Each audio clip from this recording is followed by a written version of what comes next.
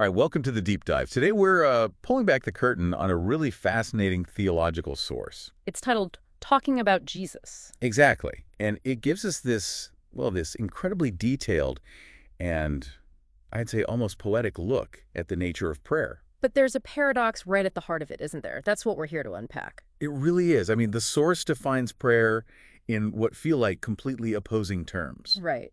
On one hand, it calls prayer spiritual warfare. Yeah, it claims that when a person prays, the forces of darkness are stirred and troubled. It sounds, aggressive. Very aggressive. But then, almost in the same breath, it turns around and calls prayer the soul's resting place. And a refuge of peace. Yeah. So, how can it be both? How do you reconcile a battleground with a sanctuary? Well, let's get into that tension. The text definitely doesn't shy away from the idea of a battle. It says the enemy loathes every moment of it. But the context of that fight is, I think, what's so crucial here. The source immediately pivots away from the idea of struggle. You are not fighting for victory. That is the key insight. You're not going into a battle where you're uncertain of the outcome. The instruction is to stand in the shadow of a victory already won. Exactly. According to this text, what Christ did on the cross and in the ascension means the enemy is not just, pushed back, The enemy is defeated. defeated, and their accusations have lost all their power in that transaction.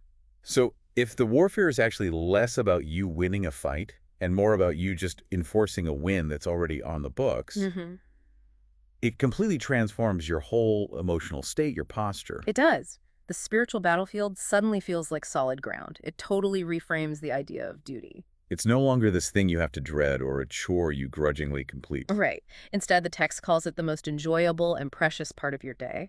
And that's how it can move so smoothly from talking about a battlefield to a quiet garden. Yeah, that image of the soul being led beside still waters. The assurance of victory is what creates the space for that rest. And that rest seems to be anchored in the quality of the relationship itself. Absolutely. The source calls prayer an intimate communion, a conversation with a greatest friend. And what's really, I think, remarkable about this friendship it describes is the standard of attention. The quality of the listening. Yes, this friend listens without impatience. Yeah.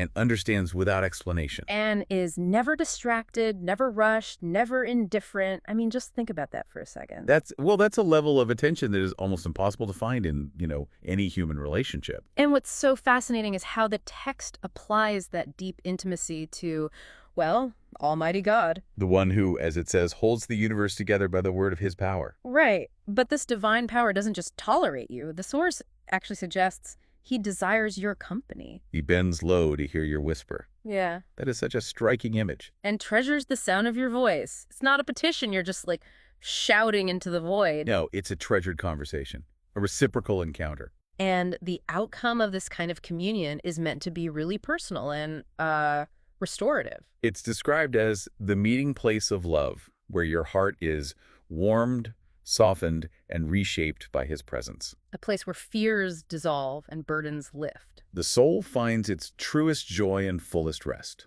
So the final instruction is to come boldly, joyfully, and expectantly. It all comes together there. So that's the synthesis, really. Huh. The assurance of victory is what turns the spiritual battle Into a delightful refuge. Yeah. Prayer stops being this high-risk obligation and becomes a place of, well, guaranteed peace. It connects the highest stakes in the universe to the quietest places of the human heart. Which leaves us with a final provocative thought for you to mull over. If this source is right, if prayer is this intimate communion with a person who is always truly available, always open, never rushed. What does that ideal suggest about the standards we set for our other important relationships? Yeah, what if we treated any relationship as that one place where we were absolutely guaranteed to be heard without having to offer a single explanation?